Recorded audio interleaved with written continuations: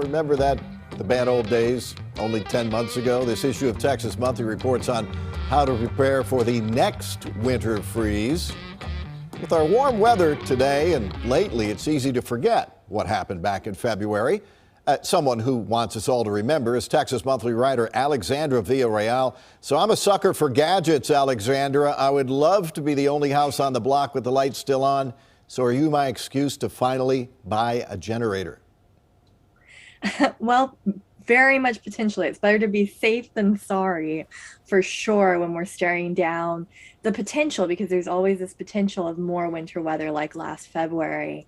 When I spoke to experts about purchasing generators, they talked about how generators are not created equal, though, and it's a better investment to get a permanent installation that you know is going to be safe, especially if you're planning to stay in your home for a couple of years and you may also be in an area that is privy to hurricanes or other kinds of natural disasters that could shut that power off. With those portable generators, you do have the potential of carbon monoxide poisoning. And so you have to be really, really careful with those. One other alternative is solar panels.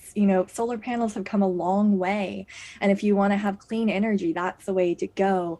Now, one thing to mention here is it's really important to think about, do you have some kind of life-saving medical device? If you do, you're especially vulnerable if the power goes out. And so you want to have one of these generators or solar panels or some kind of solution to make sure that that life-saving machine can stay powered on. Yeah, absolutely. So we always hear this one. Have warm clothes and water in your truck or your car and a flashlight with fresh batteries. I only drive in and around the Dallas-Fort Worth area. I don't see myself getting stranded for 3 days on the side of a road.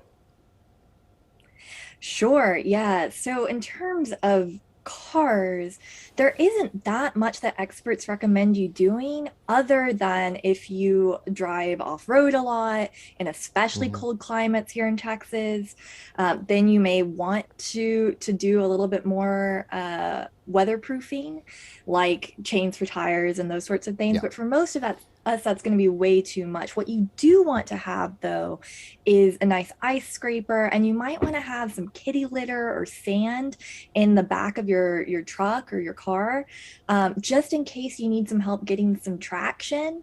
If you get stuck, you can put that down. It helps you get your traction and you're back on Yep. the road. But I say this with a caveat. One of the experts I spoke to talked about one of the things that people didn't do during the winter storm in February that we want to be sure to do next time is to stay off the roads if we can. Yeah. Obviously, we have these essential workers who have to go to work, have to be on the roads. But if you can stay home and you are safe at home, it's best to leave those roads alone until emergency responses have Yep. time to clean things up, make things safe for I do everybody. want to ask you about protecting your home, because when the power went off and we were as cold as we were, like 8 or 10 degrees below zero around here, most of the damage was from broken pipes. There is something you could do to maybe not totally prevent, but at least mitigate that. Absolutely. So if you know that you have exposed pipes on your property, now's the time to go to your local home store, Home Depot, or whatever, and get the supplies to insulate those pipes.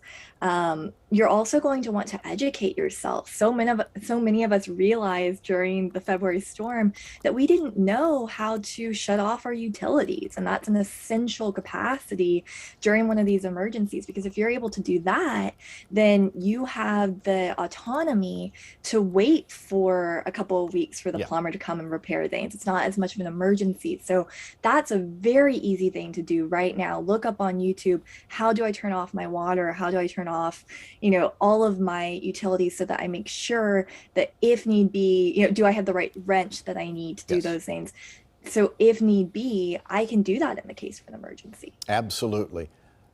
Thank you so much. We appreciate it. We have a link to the report in Texas Monthly on fox4news.com.